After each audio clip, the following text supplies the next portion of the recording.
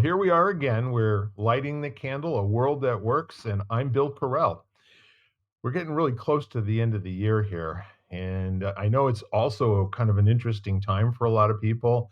It has the effect of energizing and activating old feelings, and kind of brings the past into the present. And I wonder, if sometimes this particular holiday season gets a fair shake in terms of being mindful through this process, and really kind of appreciate the here and now.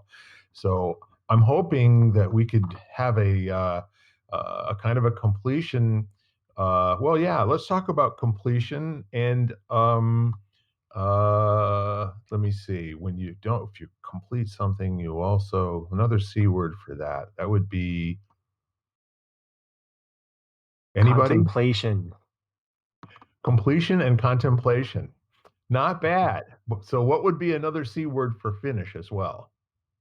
Oh, for Gonna finish you were looking for. Conclusion, completion and conclusion. So I would also like to add the contemplation in there, so maybe we'll juggle three words instead of just two this time. Does that work for you? Yeah. Yeah, I mean, let's go. you guys have master's degrees in life, so I know you can do this. So to begin with, again, I'm Bill Carell. We've been doing this now for 2.5 years. We're up over, this is going to put us pretty close to 130 episodes as far as I know. And I'll start the conversation off with this today. We have a few days left in 2022.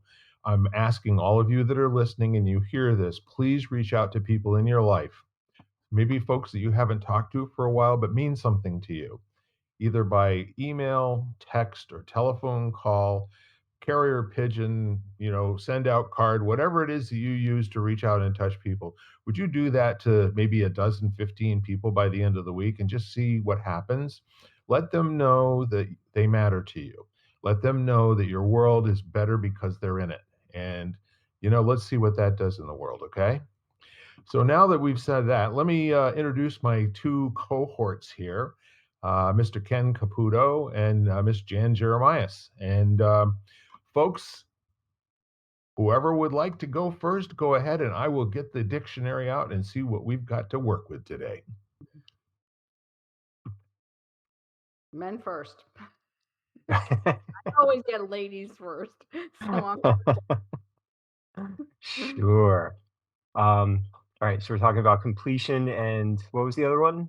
Was our other C word? Conclusion? Completion, contemplation, and conclusion. So that's well, I guess I don't really view, like, I'm not big on completion because everything's just a process. So you might have, like, waypoints, but it's I don't know. I used to do a lot of, like, very succinct goals, so it was like this bungee jumping of, achievement to achievement to achievement. And that left me personally feeling a little outside of flow, of just, living by the premise of the journey being the home, and, it's where you are is where you are type of thing. But with that being said, I think it's very powerful because of the slippery nature of time to have constructs that give us moments to pause and reflect, and look around. So, if we all agree that, there's an end to a year and there's a sense of renewal, just like, we naturally have seasons, and winter solstice for a lot of people is a big one, that kind of thing. It gives us a way to kind of stop and structure our thinking and reorganize, so we don't just end up with this blur of stuff. It's kind of, it can be easy to lose rhythm. So it's kind of like it's the space between the notes that create the music. It's not the sound that creates the music, you know? So, so yeah. So I don't have a very definitive answer to lead us off. I just have thoughts. Perfect. Perfect. Would you like some dictionary definitions? Sure. Okay. So completion, we're talking about, no, this is great. The act of completing, state of being completed, conclusion, fulfillment. Her last novel represented the completion of her literary achievement. And in football, it's a forward pass that has been caught. So, so the next one is contemplation, which I appreciate that we've got this in between the two words. So contemplation is the act of contemplating. That's really very, very defining, isn't it? Okay. Full or deep consideration, reflection, purpose or intention, prospect or expectation. Quite a good word. And then conclusion, the end or the close, final part. The last main division of a discourse, usually containing a summing up of the points and statement of opinion or decisions reached, a result, issue, or outcome, settlement, or arrangement. Final decision, a reasoned deduction or inference. Logic, a proposition concluded or inferred from the premises of an argument. These are some good words. Who knew? So now listening to that, at the end of the year, what's our practical application of these three tools, these beautiful words?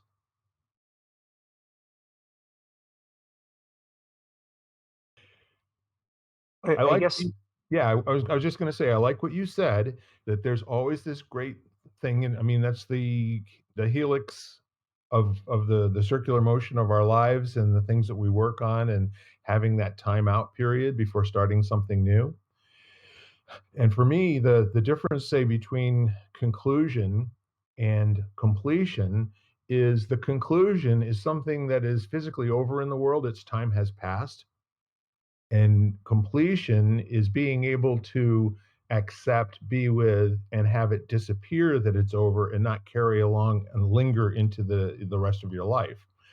So, for instance, one of the things I think that psychologists do is to work with folks about the things from their past that it's over, but they're not done with it yet. They're very incomplete as to how their mind is working with what was left.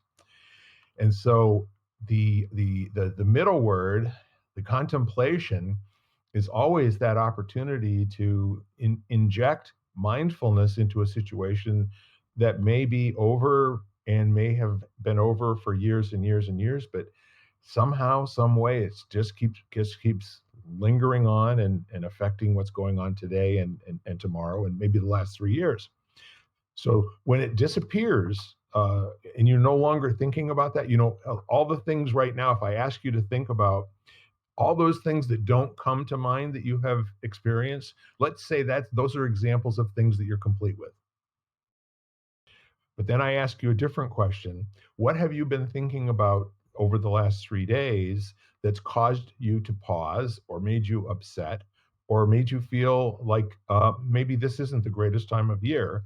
Or maybe just the opposite, it made you feel like it really was the best time of the year.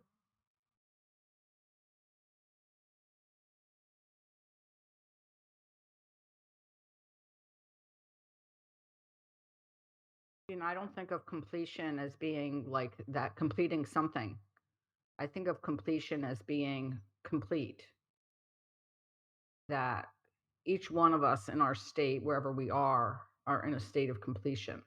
Used to say yoga is the practice of realizing that you're enough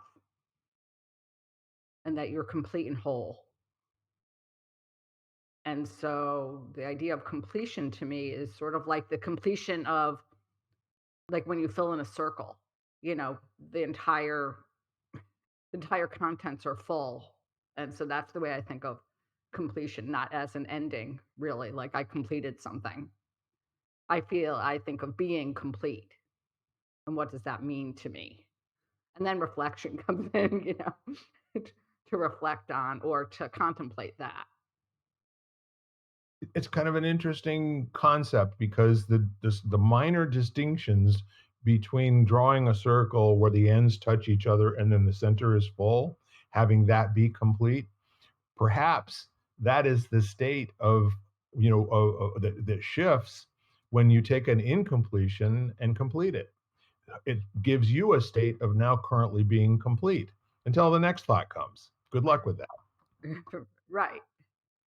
Or it's realizing that whatever, whether you wanna label them, I don't like to label them as imperfections, but whatever you are in all your entirety is complete. I think it's a beautiful take at it. It's amazing how anybody who comes from other countries ever learns this language, because words can have so many meanings and definitions, or context sensitive and all that. But I want to ask you maybe one more thing from a practical standpoint outside of yoga. Are there any examples that you can give where this is occurs for you on a frequent basis? Now that I'm asking the question, I'm sure you don't walk around thinking about, am I complete or incomplete, right? But you are saying that you are, whatever state you're in, you're complete at that moment in that state, correct?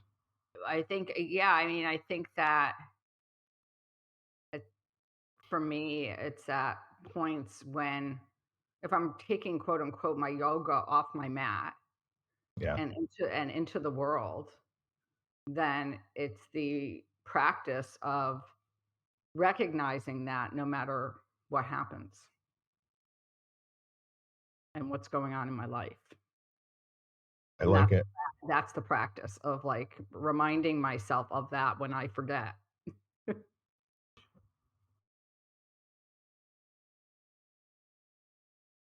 So as I'm Which thinking about, which is quite often. well, out of 80,000 thoughts a day, there will be a few nasty ones getting through, you know? And it's kind of funny, the ones that seem to hang around and linger. But clearly, what you're saying is thinking about it from the Zen standpoint and thinking about it from practicality, there's nothing to fix and there's nothing to do. Just enjoy the state that you're in right now. And as our dear friend John would say, get a chuckle out of it, you know? Laugh at yourself, reacting to yourself. Don't take it too seriously.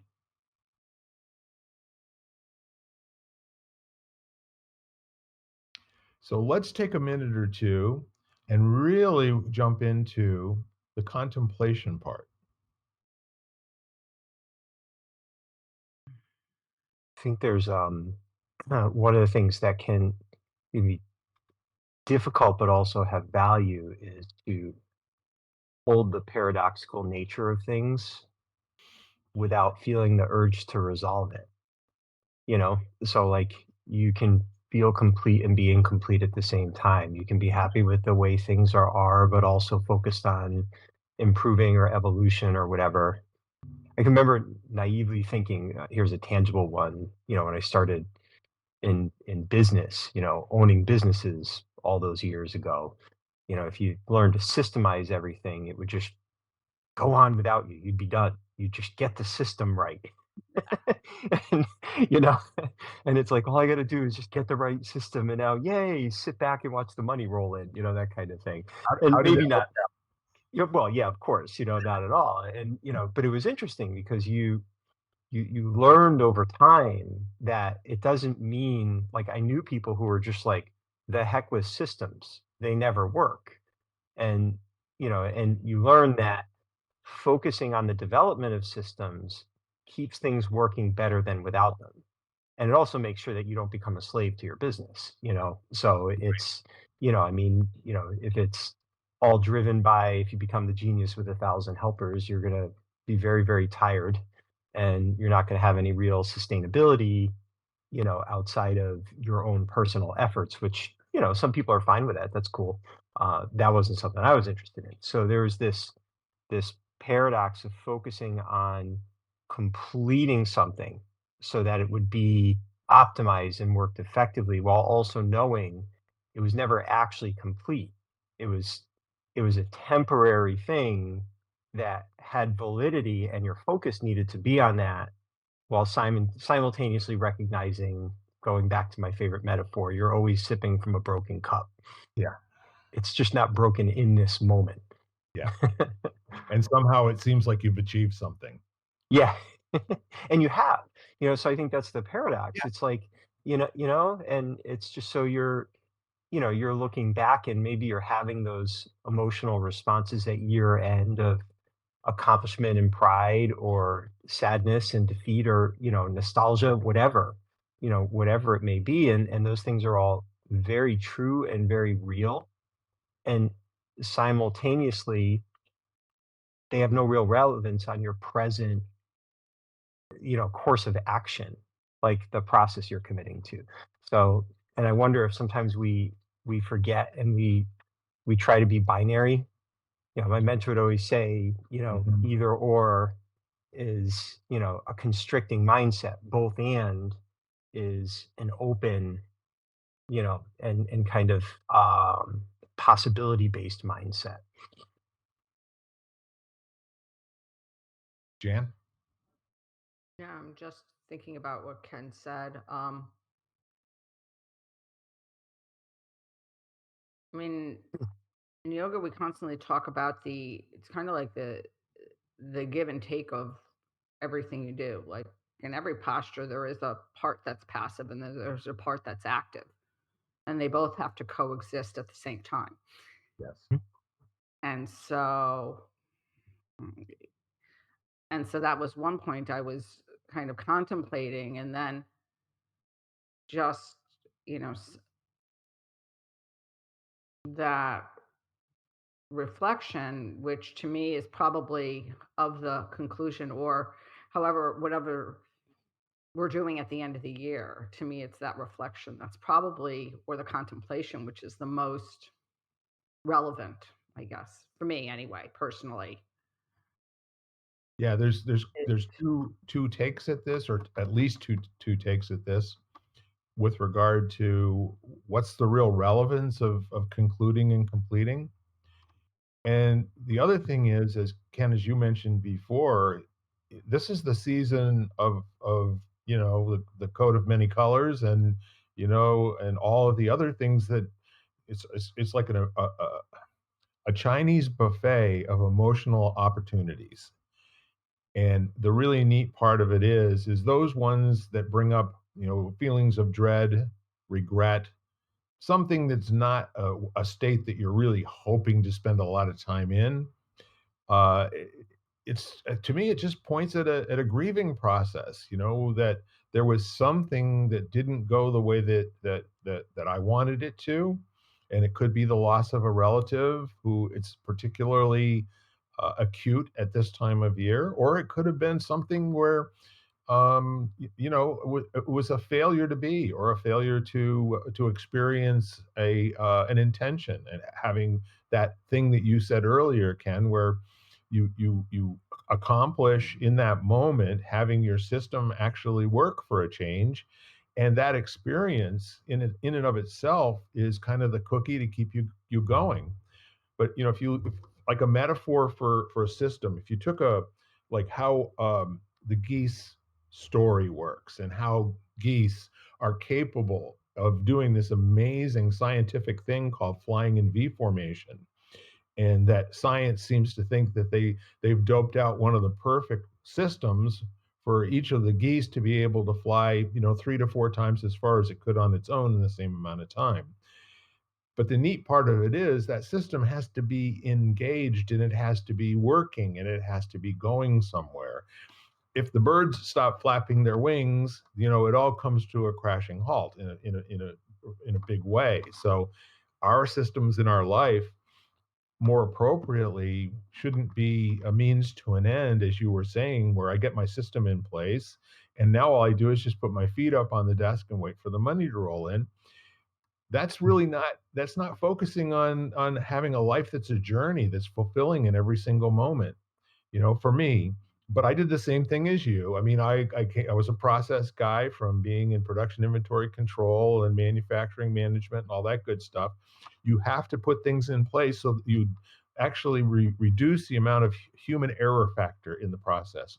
Now, how stupid was that to think in the 1970s and early 1980s, where we had mostly human beings doing almost everything, right? So instead of intentionally during those periods of time focusing on the participants of the system and their care and feeding, we looked for the things that didn't fit the ideal system, that didn't fit what we'd written down on paper, and we found opportunities to retrain the offenders, you know?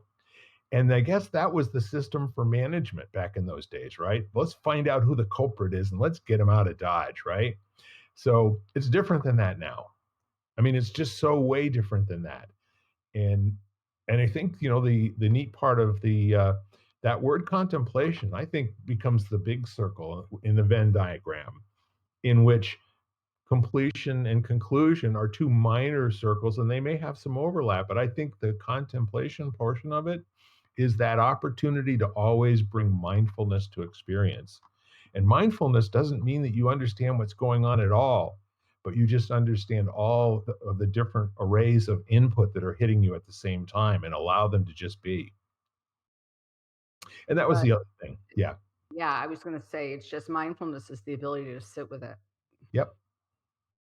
Well, and isn't it interesting that completion, or if you notice something is feeling completed in some way, whether it's tangible or not, that could be a great trigger for contemplation.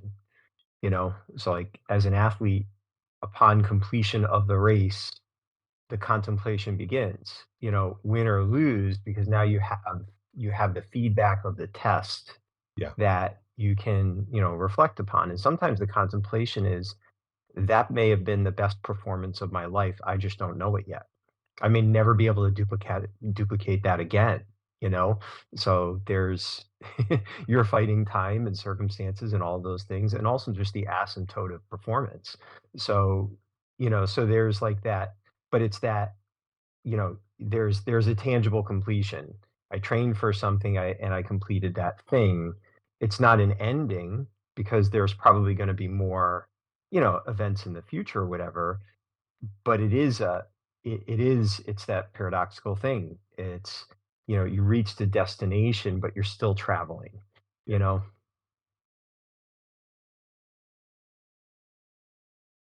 I have a thought if you don't, Jan. No, go ahead.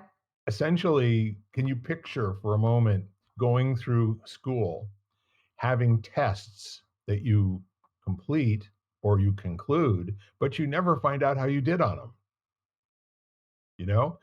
How easy would it be able to walk away from that experience with whatever feelings that you had as you hand your paper in, but you never get back, the opportunity to complete that experience, learn from it, and move on because it doesn't have a red letter, from A to F or whatever it was. So that would be like really being incomplete about, you know, how am I doing?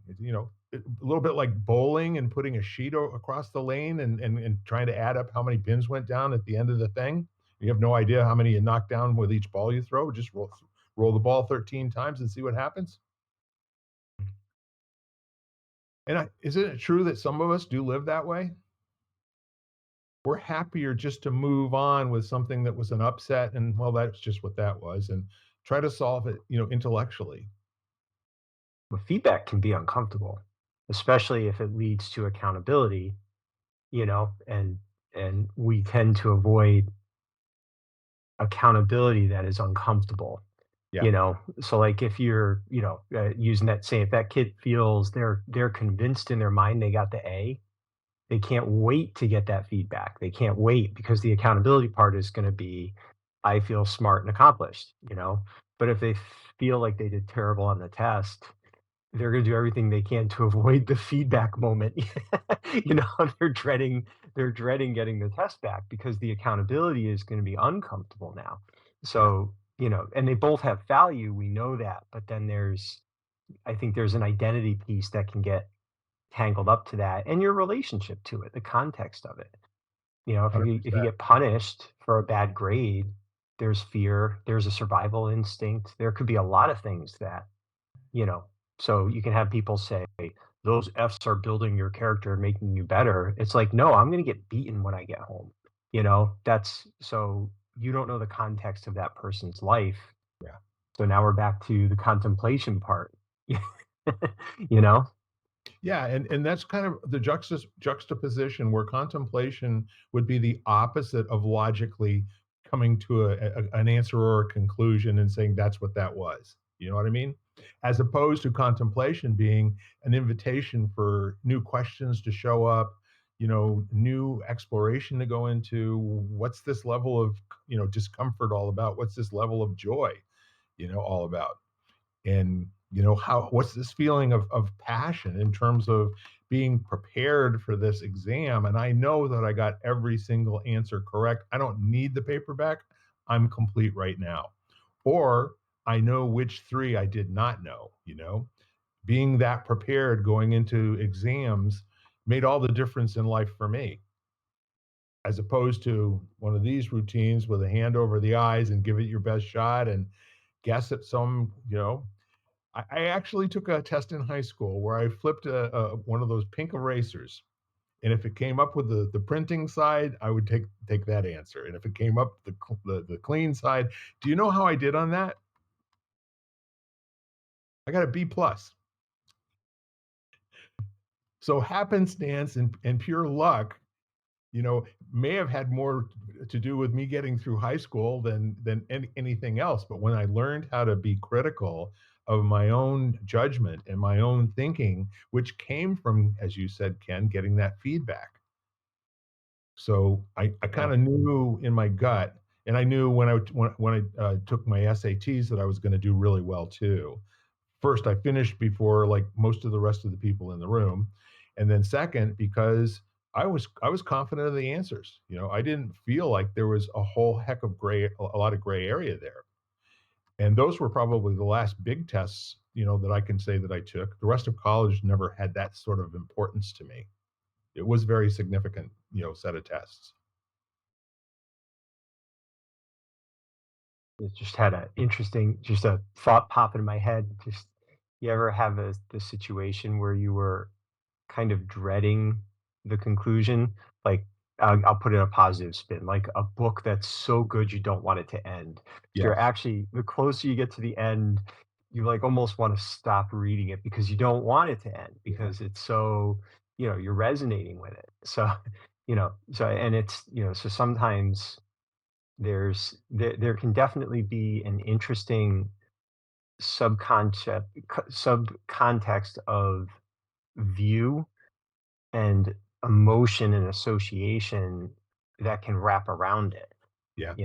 and I think that's why the contemplation can be so valuable if you can if you can be in a state where you're kind of letting go of attachments and judgment Yeah. and just recognizing, the weather systems that come and go based on that contemplation, you know? Yeah, and there's almost like an Irish blessing of may you live in a life where your systems fail you repeatedly, and get to be really good with that life. Like the Bruce Lee saying, "Don't pray for an easy life, but pray for the strength to deal with a difficult one."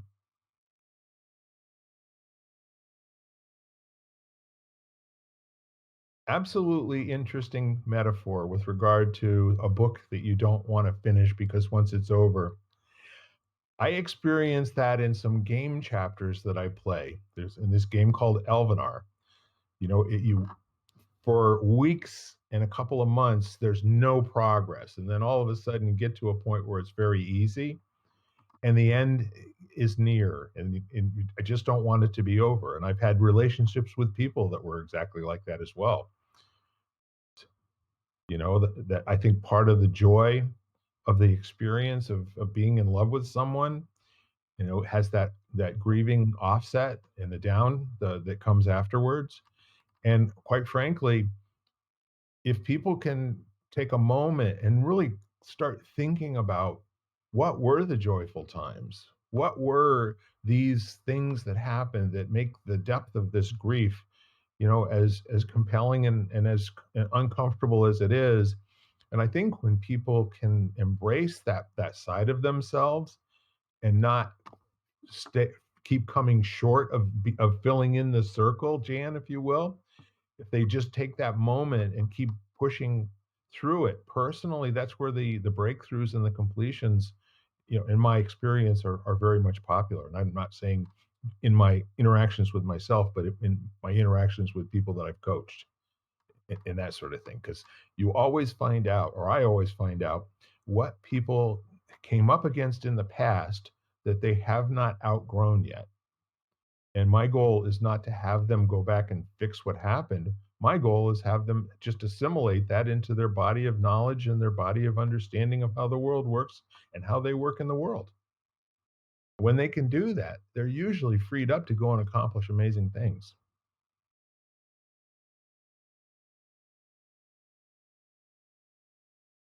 My mentor used to always say, practice the art of arriving again and again, you know?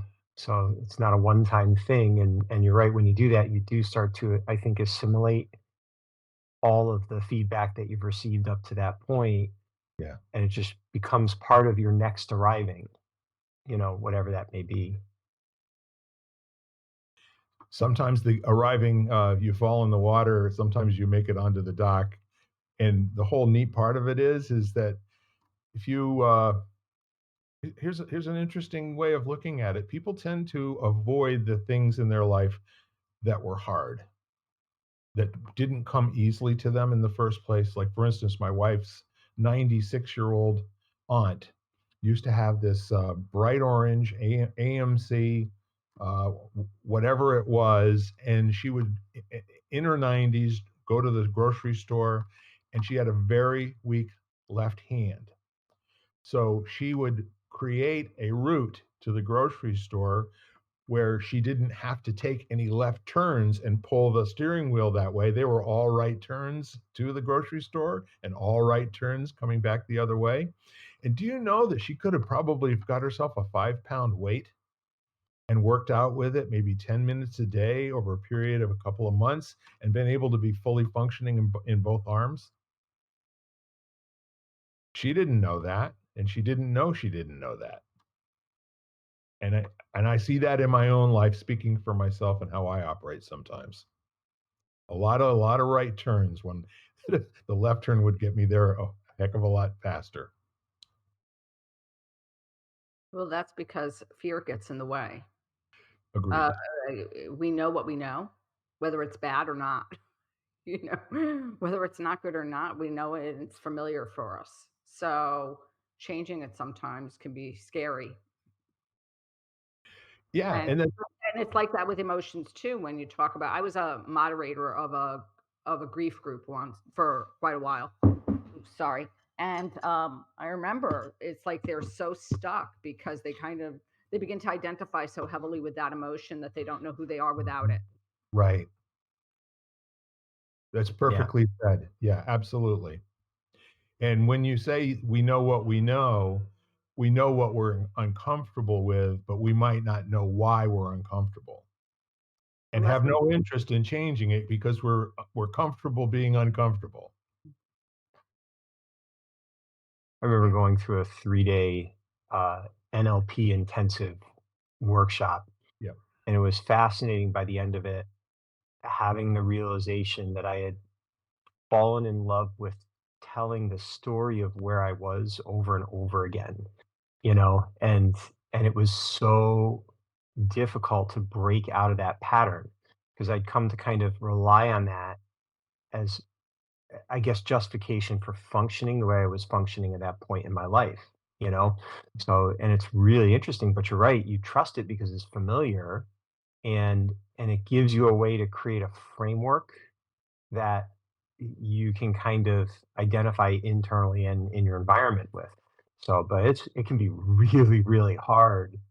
And grief, if you think about it, when we're experiencing loss, we tend to get a lot more, I guess, compassionate attention from Mhm. those around us. So, which it's nice. When you're doing well, you can get ignored, you know? So, and if you've been starved for that, now you've got this kind of feeling of, connection and nourishment emotionally, so I could see where it'd be very difficult to let go of that grief if it's filling a void that you may not otherwise know how to fill, you know? yeah, And I think that it's true whether without grief too, because I think that Yeah. I think that depending on your home life situation or the people you're around, a lot of times when people are upset, you get more attention than when you just like go with the flow, depending on how large your family is. For example, if it's, you have a lot of siblings, if everything is fine, you get ignored because there's so many other people in the house to deal with. So, like Mhm. Sometimes I have a friend who's one of 9, and, and I think that, unless you had a broken bone, you didn't get noticed kind of thing. Right, yeah. And yeah. so and so I think that you learn that depending and that's how personalities are formed, you have the alarmist and you have the comedian because it's a way to get attention Mhm. Or survive. or survive, right, I'm the oldest of 6. especially when you're a kid, and that it really is survive because we rely on those adult figures so heavily for everything that we are like, for nourishment, for security and everything. And so if we don't feel that, then we don't feel like we don't have that security. Yeah, there's a kind of an interesting, course of study, which, more or less says no one has objectivity with regard to what's going on in the world. And if you just started out every sentence by saying, "I don't know if this is true or real or certain, but here's what I'm experiencing," but nobody's got the time to say that. And the other part of it is that we all do kind of nestle in with a nice story that we've given people. It becomes our business card, and we get to be known, about, oh yeah, he's the guy that overcame all odds and graduated from second grade, when it was almost impossible for him to do so. And then that sort of stays with the person for the rest of their life. And every new business card is a kind of a different version of the same story, but a little more robust, kind of growing into an adult type of a situation. But the main thing that I've heard in what both of you are saying is these are, when we come to an answer, we are substituting research and development, for a piece of cheese, you know? And we do this, we all do it unconsciously because there are things that we just say, well, that's how it is. It isn't that way. And I'm working with a really powerful young man who's struggling in his relationship with some dynamics of the people that are on his board of directors. And I keep telling him, what if what you think is happening isn't what's happening? What if every time you have a reaction to what's going on, you ask a question and then close your mouth and see what happens? So it's really cute because every board meeting for the last year, I've talked to him afterwards, and he's freaking out about how the board members are and what they're saying to him and all this kind of stuff. And it shouldn't be that way. It should be a lot easier. I love the man. I really do because he's so passionate. Well, this time I asked him how it went, and he told me went well. And then I didn't talk to him for about a week, and I said, "So was it a different meeting?" No, they said all the same things. I just didn't have to fight with them every time they opened their mouths, and that was a little bit different. But wouldn't it be cool if they just would like get with the program and come along? And I said, well, not for nothing. I think you've grown a little bit if you can have your side of things on your side of your eyeballs work better than it has in the past. And he says, oh yeah. He says, no different. I didn't lose any sleep that night at all. Yeah, it went well.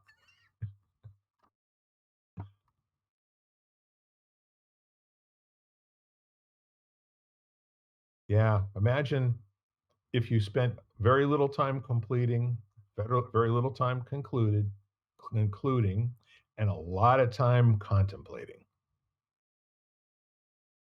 Well, I think it's always interesting, like, for everyone has their center of gravity is probably at any given time moving more towards questions or answers, Yeah. and both have relevance, but if you're looking for answers, that's gonna be a more constrained paradigm. So, like, how do I make this board meeting go better is a little different. That's like an answer oriented question really. Yeah, It's like I'm looking for the thing to fix this instead of sitting back and just being curious and contemplative about the dynamic of that board. yeah. And, how could this become more balanced? What would that look like? Which leads to another question of, why do they always interject like that? Why does that person always feel the need to interrupt? Or why is this one so firm in taking this position every time we meet? That kind of thing where they're more like curiosity based questions, and that you feel a little bit more relaxed because you don't feel like you're solving anything. You're going through that process of keep asking bigger and better questions until the questions disappear and the answer is just revealed. So you're not grabbing at it. You're letting it come to you, you know. That Yeah. reminds me of the same idea of realizing that you don't need to know everything. I Yeah, I yeah. I remember, when I used to give a lot of, like, classes, not yoga classes, other types of classes, and this feeling that, "Oh my gosh, what happened if someone asked me something and I didn't know the answer?" And feeling this huge pressure to, like, know everything. And then all of a sudden realize my friend turned to me one day and said, if people ask you a question, you could just say, I don't know. I'll get back to you with the answer. And I remember how liberating that was because I realized, you know, you don't need to know everything. That not everybody knows everything. And it was great, and so that's what it reminded me of, Ken. It was just that being open to just, relax in the possibility. It's funny There's if another you made the statement to most people you're ignorant, they probably get defensive. But if someone studies Buddhism, they'd be like, "Well, of yeah, course, yeah. we What's all the have ignorance. yeah, We what's all the have point? ignorance." It's like, okay. Okay, You wanna exactly. tell me where my ignorance is? I'd love to dispel that element of ignorance. Is there something you can share? It would be an of course, and I'm curious. And you're right, in leadership, we always train people, don't be afraid to say, "I don't know." That's actually, you know, in the Zen training I had, that was like the best answer you could give as long as it wasn't a cop out. You Right, know? right. You know, so yeah, it's just this whole idea for me. It was just like literally, okay, I know where to find the answer, which was to me more important than knowing that I had the answer. Was that I Yeah. know where you can get the answer, and I can get it for you. I can tell you where to go to find out what you need to know.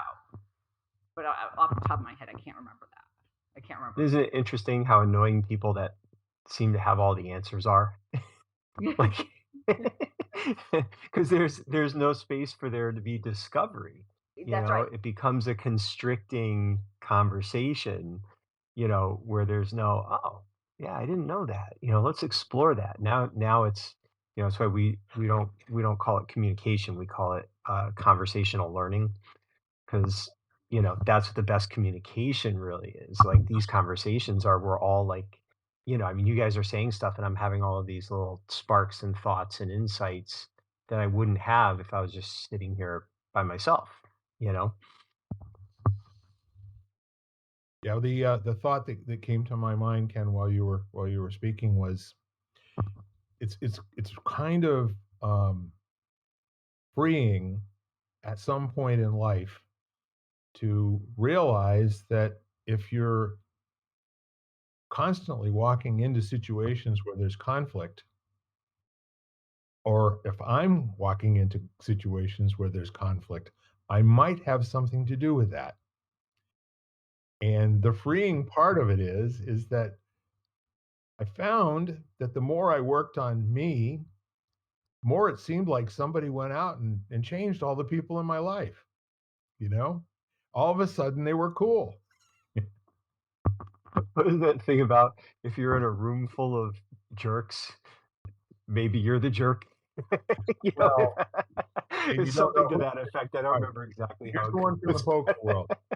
If you're in a room, if you're at a table playing with a bunch of people and you can't tell who the fish is, you're the fish. yeah. But the point is that that spark of responsibility and letting go of the need to have a result, because we get trained in our lives from a very early age that succeeding is good and failing is bad. So it seems like everything that happens falls into one of those two bowls. But then you start getting into a position where you're not looking, you're doing research, you're interested in mastery. Let's just try some stuff and see what happens, right? So then you're happy to get outcomes, and you realize instead of only being a success or a failure, you now have an array of possibilities and things that actually where the data doesn't even seem to connect with each other in terms of what you did and the outcome that you got. So that's interesting to sit back and use that thinking cap again and continuously ask questions about what really happened. Was there something that went on that affected this outcome? Was there something that how I was being and how the other person was being made things easier, to have a learning conversation, right? And really communicate and get down to that where I really get where you're coming from. I understand in detail, and this is what I'm feeling while I'm listening to you, or whatever it is. But the point is that when it becomes, a volleyball match, especially if it's in public and there's other people that are watching, it's really not productive for anyone.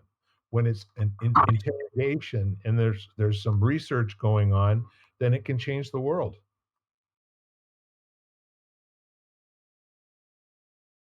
and it And I had does. a caveat to the "I don't know" thing that Sure. just struck me.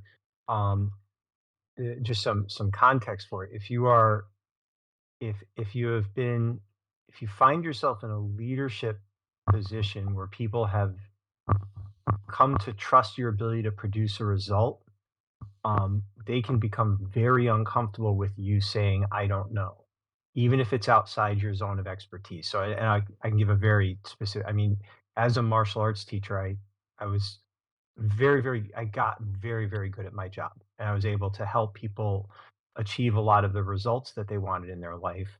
But as a byproduct of that, they would expect me to have knowledge in areas where I didn't. And one of the biggest ones was like injuries. So my knee hurts. What do you think is wrong with it? And I'm like, go to a doctor. I am not trained as a physician. I don't have like I wouldn't even give people I still won't, like, nutritional advice, like, I am not a nutritionist, I was not trained in that. I'll share how I eat and what I understand about nutrients, but I'm not gonna give anyone a diet plan. I'm not gonna, like a meal plan or something like that. But they want that. So, so if you say, "I'm not really comfortable answering that," they're like, "Well, but, you're in shape and it's working. What are you doing?" It's like, "Well, what I'm doing is not gonna be relevant to what your needs are, and I'm not trained in knowing, everything that's going on with you. So I don't know why your knee hurts, and that's why you go to an orthopedic person who's trained in knees and ask them that question. But it'd be very interesting. And I had people in my professional sphere who'd find themselves pulled into giving answers and advice and guidance that ended up becoming harmful. And they didn't mean to do it. They just felt responsible for not saying I don't know to people who didn't want to hear I don't know. And it can be a very dangerous path. In fact, my mentor talked about it a lot because early in his career in the 70s, um, a lot of people were really trying to give up their power to him, and he accepted that responsibility, and it created a lot of problems, for him and for others, and it took him a while to extricate and get very clear and healthy boundaries in place so that that wouldn't happen again. So Yeah. I Is it? always say I always say I'm not a diagnostician. That's I'm not a diagnostician. I mm, can tell you, I can give you some suggestions, but I can't tell you what it is. And if that's the way I always, because I do have some ideas, on what they can do. yeah, Yeah, I do have some ideas on what they can do, but I'm not a diagnostician.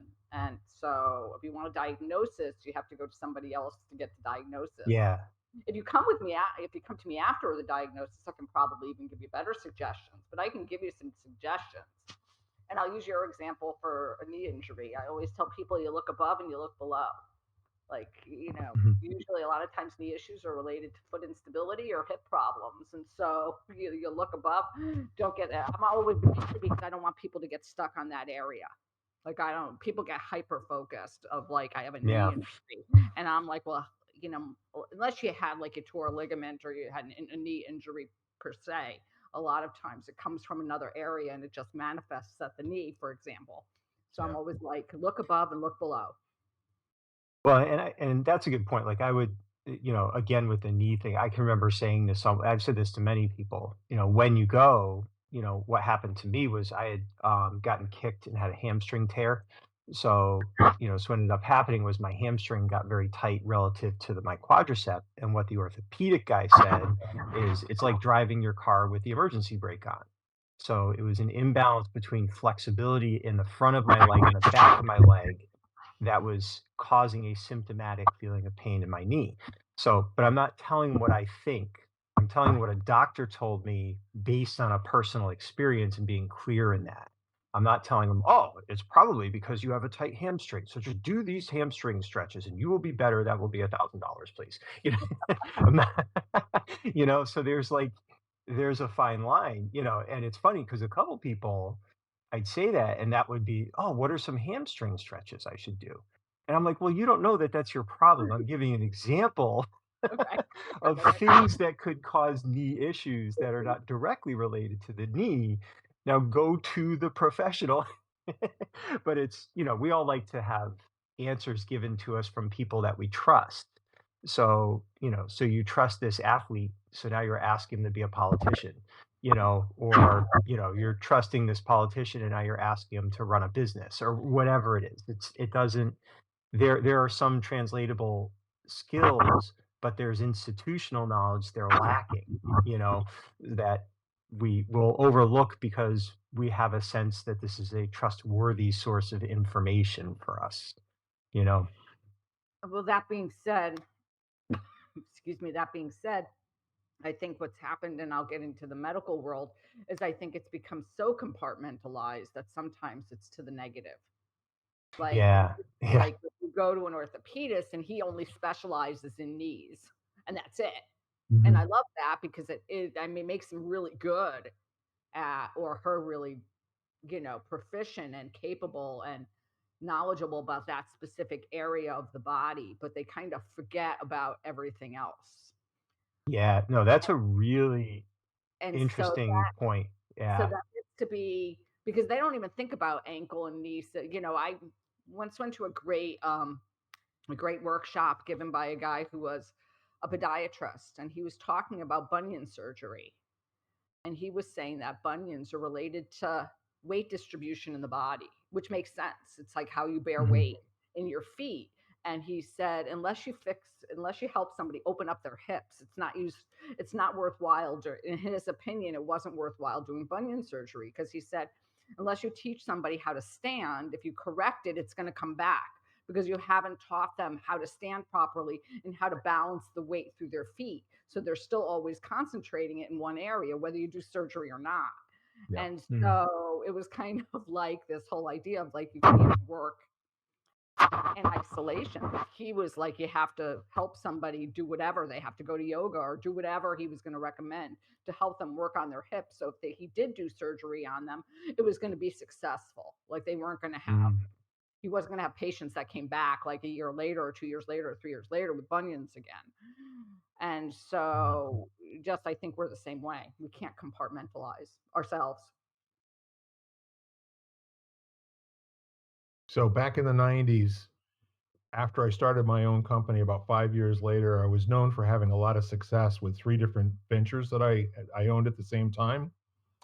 And, so people were showing up asking me to show them how I did what I did. And silly me, I thought that that would be useful, and I charged them money to do so. So I put together a very complex set of rigorous, objectives over a 6 month and a year, 2 years, 5 years. And it was more or less kind of a if you do these things on a daily basis, you will master what it takes to be able to seize opportunities when they come up.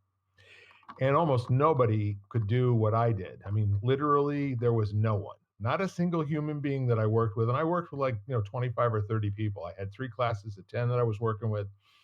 So all of a sudden, it sounded to me like, yeah, I can make some things happen and I can change my bank account, but I can't necessarily show other people how to do that in their lives, which was completely useful. And it put me in a position where I had to find out where they were to give them the next step. Because, for instance, there were things that I did during the off hours. I used to call it downtime preparation for uptime. And because of where I was in my life, being 35 or 38 years old, my kids were older. And quite frankly, it was pretty easy, to make things happen with my schedule. But they might have been in a different place where they had young children or they had a lot of, evening basketball games or whatever it was, and they really couldn't devote the downtime to prepare for the uptime. So then I changed my whole philosophy, not use the Who Tommy approach where you put on your shades and put in your earplugs and you know where to put the cork, right? No, let's find out where they are and then let's give them advice on what to look for in terms of adapting their lives 5% at a time. And funny enough, people could do that. And so that's where I had my greatest breakthroughs with a half a dozen people. Instead of working with large groups of people at the same time, I decided to work with couples. You know, primary breadwinner was making six figures, had a really high output job, a lot of stress, all the rest of that sort of thing. I'd do weekends with the couples. They'd come and they would stay at my lakefront property up in Ashford, and I would give them a series of questions to engage each other with so that when we got back together, we could do a little bit of voir dire. And then we did all of that before they even set any goals. And then when they did set goals, the two of them were in alignment about which goals they both could agree on. It made so much difference in terms of being successful by having it fit into the lives that they already had at home, as opposed to, going, how when people go to get an advanced degree after they're working full time and they're studying all night long and you don't see them for like 3 years? Mhm. That was my original approach. And I adapted this one so they could figure out and come up with their own kind of how fast they wanted things to happen. But first of all, they had 100% agreement and, had a lot of time to talk to each other when I wasn't around about exactly what they wanted their partnership goals to look like. And that's when I got to be good at making other people, have some breakthroughs in their lives that change their bank accounts.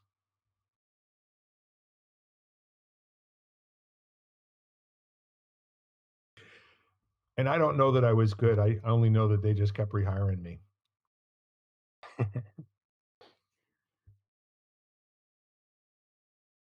So how are we doing with completion, conclusion, and contemplation? Even seems awkward to say them in the wrong order. I got that wrong. Let me do it again. Completion, contemplation, and conclusion for 2022.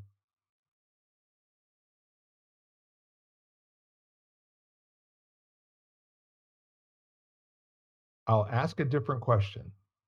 What do you now need to say in order to be complete?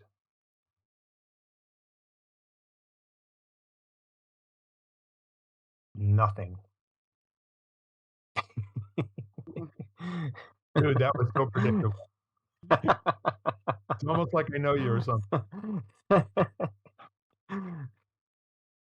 And I was going to say, I love these conversations because now I have a lot of things to contemplate over the next however many days we have left of the year, 4 days. Yeah. Yeah, I will just say I cherish your relationships with not just with me, but with each other. And our gal's not here right at the moment. Lisa, we miss you, and you're part of this conversation as well. You always are. But I will say that, the thing that works the most for me is to hear what you have to say and then go back and within days and minutes and hours have it show up in my life and give me some access to something that I hadn't thought about before and maybe a different way to construct, useful conversational questions about it. And I really appreciate that for me, and I appreciate you guys one heck of a lot. And now I'm complete. Likewise. Yeah. There you go. All right. Well, with that said, I just want to reintroduce my invitation. Call someone you love and let them know. Okay. And let's see if we can't have fewer people be upset, or who even knows what's going to happen, but just give it a shot and see what you think. With that said, we are bringing the podcast to a close for 2022, and we are so looking forward to an extraordinary 2023 without having any idea what that means or what it looks like. God bless all of you, and thank you for tuning us in. We are lighting the candle, a world that works. You've been listening to Lighting the Candle, a World That Works, part of the Exvadio Podcast Network.